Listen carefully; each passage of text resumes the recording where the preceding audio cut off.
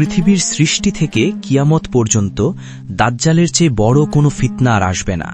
প্রতিটি নবী তাদের উম্মতকে এই ভয়ঙ্কর ফিতনা সম্পর্কে সতর্ক করেছেন। সে হবে একজন শক্তিশালী মানুষ। শেষ জামানায় যখন মানুষ চরম অভাব আর সংকটে থাকবে, তখন সে ত্রাণকর্তা সেজে আবির্ভূত হবে। তার হাতে থাকবে জাদুকরী সব ক্ষমতা।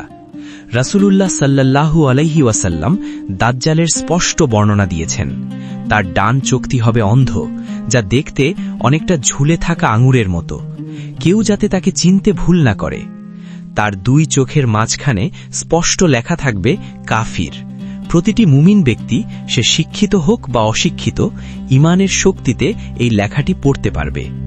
দাজ্জাল মানুষকে ধোঁকা দিতে সাথে করে জান্নাত ও জাহান্নামের প্রতীক নিয়ে ঘুরবে, কিন্তু তার জান্নাত হবে মূলত জাহান্নাম, আর তার জাহান্নাম হবে প্রশান্তির জান্নাত। এই মহাবিপদ থেকে বাঁচার উপায় হল ঈমান মজবুত রাখা।